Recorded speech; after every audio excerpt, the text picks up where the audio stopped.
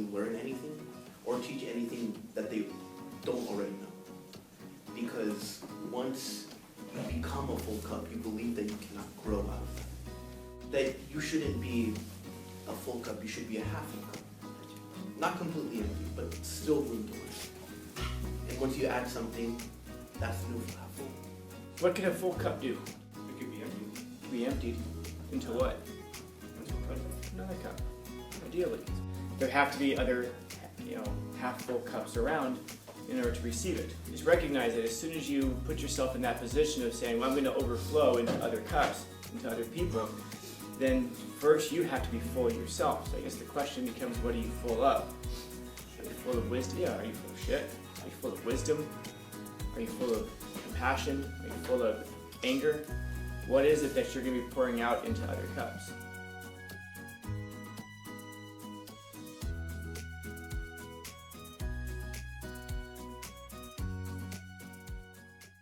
Whenever I'm looking to hire people, and it doesn't matter, I'm not looking at age or race or anything, I just fucking hate full cups. Mm-hmm. And someone who's a full cup can't really learn anything or teach anything that they don't already know. Because once you become a full cup, you believe that you cannot grow out of that. And it's not willing to, you're not willing to add more space to the cup. And it reminds me of a quote from, out of all places, Men in Black. When in the first movie, he's sitting down with Will Smith and he's saying, back in the Renaissance, during the Renaissance, we were so knowledgeable that we knew that the earth was at the center of the universe. Back during Imperial China, we knew that mercury was a holy healing item that only the richest could get. Imagine what you know tomorrow. And I believe that you shouldn't be a full cup, you should be a half full cup. Not completely empty, but still room to learn. And once you add something, that's new for half full. I'm sorry, but that's new half full. Yeah. What can a full cup do? Nothing. It can do something.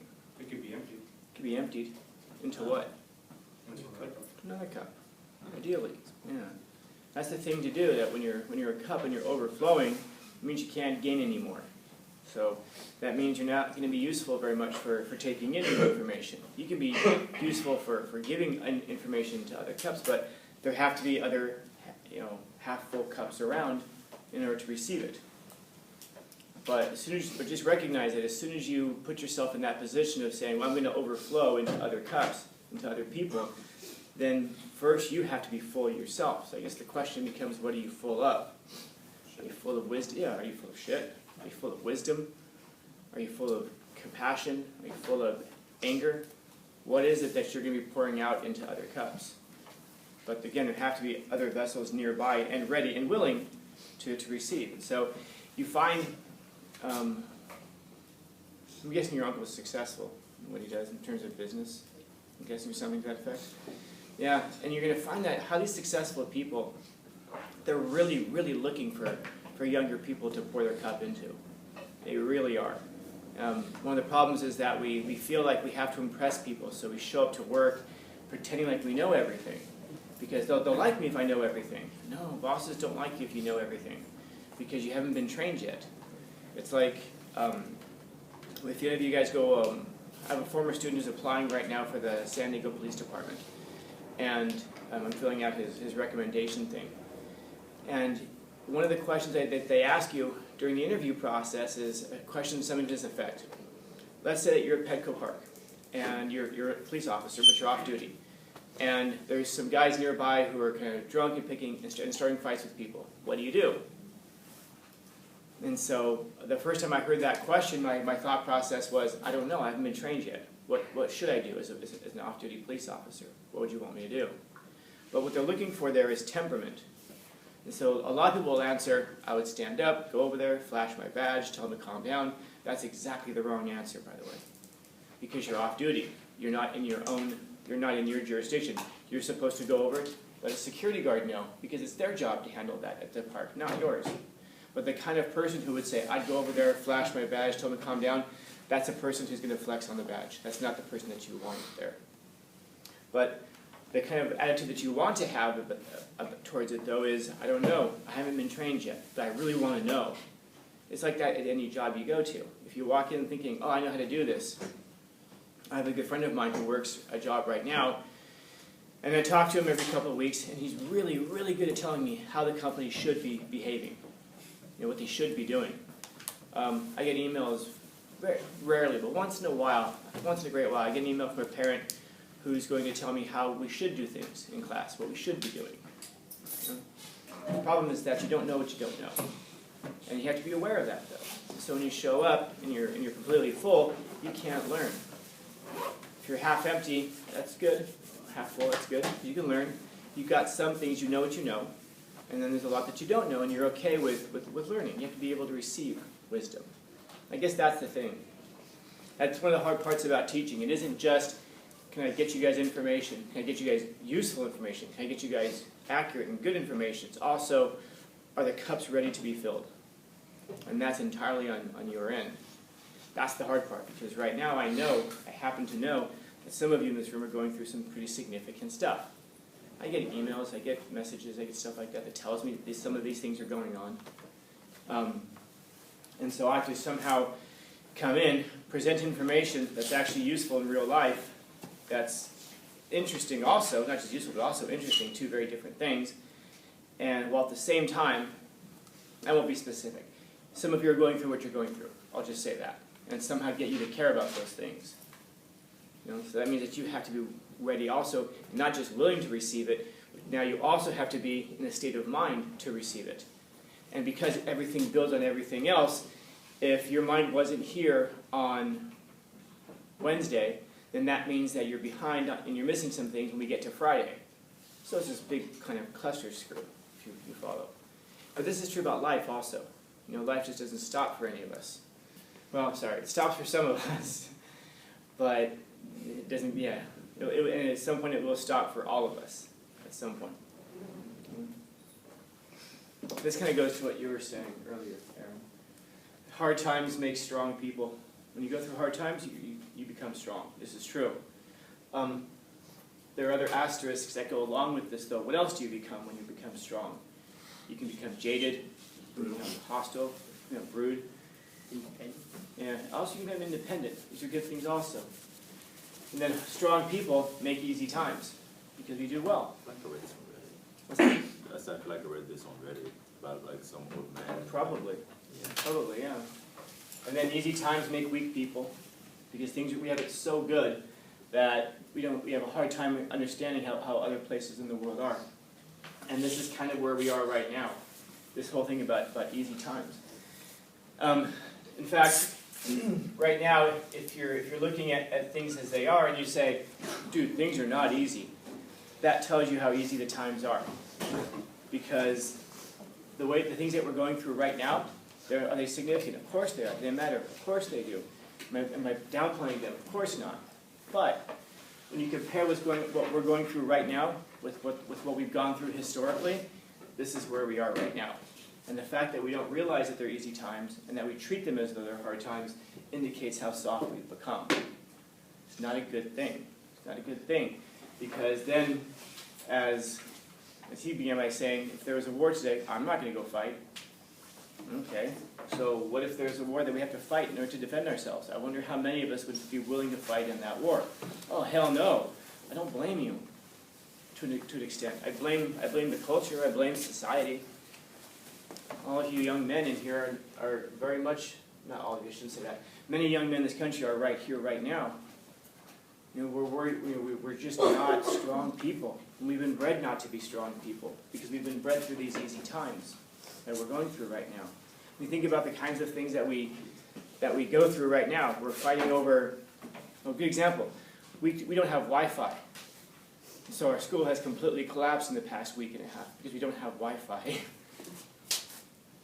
We're so used to having Wi-Fi. We're so used to every time we flip the switch it turns on, that once it doesn't, we collapse and we just don't know what to do with ourselves. And again, it's not to downplay the hard times I know some of you are going through. But again, when you compare them historically, they're pretty easy times. The problem is that other places in the world are not here right now. Other places in the world are here right now. And they're developing strong people. And those strong people are exactly the people that you're going to have to deal with in the years to come. And I don't know that we've prepared you for this because times are so easy. And by the way, I don't know how to fix that. I don't know how to fix that. If you're a parent and, like, so for example, some of you in here, if you're growing up right now and you don't have much, and that gives you a drive, and it gives you a motor, and you actually go and you achieve a bunch in life, and you become very successful, that's the problem, is that you're here right now, and this is what you've become, and there's a very good chance that this is what you're going to create for your children, because you don't want them to go through the things that you went through. We oftentimes say, I want my children to be better than me. I don't know that this is the thing that makes people better, though. Now, of course, you don't want your kid to have to drink toilet water and butcher their own chickens just to prove how strong they are. So I don't know where that line is, though. I don't. I mean, if you guys, I think about this for myself. Like, for example, I've mentioned, I don't know, any of you guys like babysit little kids? Can you tell them no? Yeah. Yes. Can you really? I can't tell little kids no. Even if I'm teaching jujitsu, if the little kids are so damn cute, I can't say no. I might say it once, but then please, okay, please, coach, okay, go ahead, it's fine. You know, I imagine, I don't know. People oftentimes say, if I had kids, how would you raise them? I don't know. Now, having said that, I saw a video. It's got to be 10 years ago now.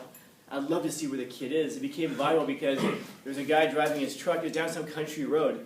And his kid did something, and the kid's like 7 or 8 years old, and he has the kid running home down the country road. He's driving his truck next to the kid, telling him, I think the kid like mouthed off to his, or something like that. So he's telling him, well, next time you don't think twice about mouthing off, and the little kid's running. So I'm tired. He says, I didn't ask if you were tired. I told you to keep going.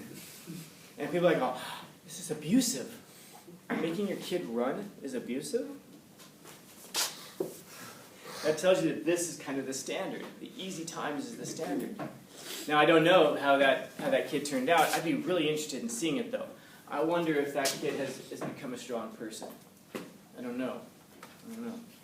But what Bregman is getting at here is the crisis of our times is not that we don't have it good. Of course we have it good.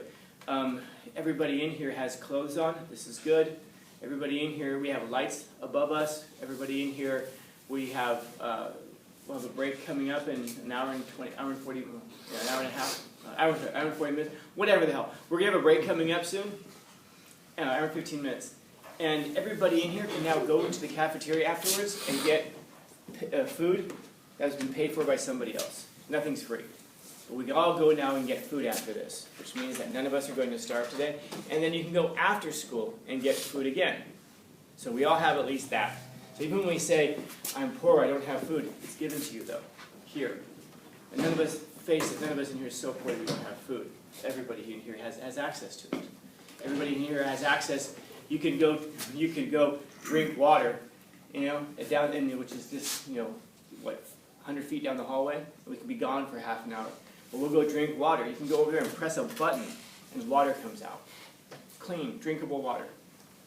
A lot of places in the world simply do not have this. So of course we have it good. Here's part of the problem, though. We don't realize it. We fold our arms, we scratch our chins, and we're like, the world's so terrible. And we say things like, we don't deserve dogs. Really? Really? The world's that bad? Yeah, you're right, by the way. A lot of the world is that bad. Here's the thing. You don't live in that part of the world, though. And even if you do live in that part of the world, it's still better off than it was 100 years ago, 200 years ago. That's the problem, is that we're not grateful. And it isn't like a matter of like, you should be grateful while wagging fingers at people. It's, dude, your life would be so much better if you were grateful for what you have. That doesn't mean you settle for what you don't have. But it means that you're grateful for the things that you do have. You're grateful for the world as it is. Like even like our schooling system here, it's so funny. I read all these stories from kids all over the world who are walking like 3 miles, 4 miles, 5 miles in the morning just to get to school because they really, really want to go to school. And like they're actually doing it. Not like our grandparents said they did it, but they actually are doing it. and then they're having to walk home from school. They're like 10 years old. It's like you're walking 10 miles a day just to go to school, and you've got one book, and they say, yeah, why? Because it's the key to a better future. And how are we here in this country, where we actually have schools? You know, and why don't we achieve? And what do I hear about here sometimes? Other schools have better teachers. I don't know, do they? You've got a guy in front of you right now with 2 bachelor's degrees, 2 master's degrees, a PhD, with business experience in the real world, all kinds of stuff. And yet 80% of us are failing in this class. Oh, I can always make up credit recovery. Oh, they can lower the credit. I can get a waiver, and they can lower the credit requirements for me. Oh, I can do this. They're going to do that for me. I can do Apex. Do you really think that that's making you better, though? Are you really learning anything from that? What you're learning from that is, I don't have to become this, because there are people who came before me, who made it so I can become this. There are people who came before me who created the easy times. People who came before me who are now making it so that I'm becoming weak. This is a choice, though. This is a choice. There are things that you can do to challenge yourself and make yourself better. So now the crisis becomes that we can't come up with anything better. So now when we say, the world is so terrible, we don't deserve dogs, I guess my question is, what's better? What's your solution? Is there a better one? I don't know. But look at what happens. We start saying, like, capitalism is failing us. We say that while we're wearing clothes that no king could have afforded 100 years ago. All of us have stuff that no king in history could have ever afforded. We have drinking water with just the push of a button. We have free food available to us just by walking over there, putting in a 4-digit code. We have roads, we have cars, we have all of this stuff that's available to us. And then we'll say, capitalism has failed us. I don't know what movie you're watching. I don't know what movie you're watching. And so then we'll say, so what we should do then is we should maybe think about communism, socialism, fascism, something like that, something that would be better. When in history have any of those things ever worked out for the better? And we have plenty of examples, and don't be that person who says, you know, put your glasses on and grow your goatee first. Real communism has never been tried. I don't know, man. 100 million bodies piled up in the 20th century alone in less than 50 years. How real do you need your communism to be? You know? And what's our complaint in capitalism? There's a wealth disparity. By the way, that is a problem. That really is a problem. It absolutely is a problem. But the problem isn't just that there's that wealth disparity. The problem is we can't come up with anything better. That means that we might have to live within the constraints of the society that we've created. And we may have to figure out a way to make it work within this thing that we've created. It might be the best of all possible situations. By the way, I don't know. I think it'd be cool if one of you guys in here came up with something better and was actually able to implement it. That would be neat. That would be great. I hope I'm alive to see it. That way I can always tell my students, that was my student. No one will believe me. They will think it's old man Scanlon going through dementia again. I can't wait till I'm old enough to pretend to have dementia and people will believe it. Then I can just say whatever the hell. And people will be just like, oh, that's just Scanlon being Scanlon. Put him back in his chair. Rice pudding between classes.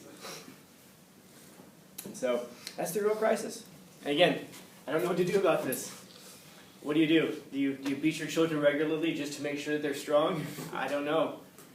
You know, I think that you guys have gathered in this class. I am not a good disciplinarian.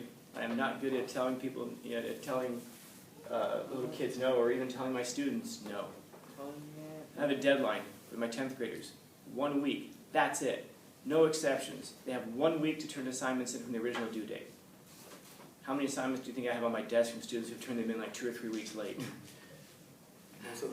Lots. Yeah, because I'm like, all right, fine, it's all right. So I don't know. I don't know if I'm making this. I don't know. I guess we'll find out. I'm experimenting on you guys. Hope it works out. And if it doesn't, there's a new batch through next year. New guinea pigs for the... Some of you guys are staring daggers at me right now. If only it weren't true. Questions, comments, concerns, complaints, criticisms, critiques? When you refer to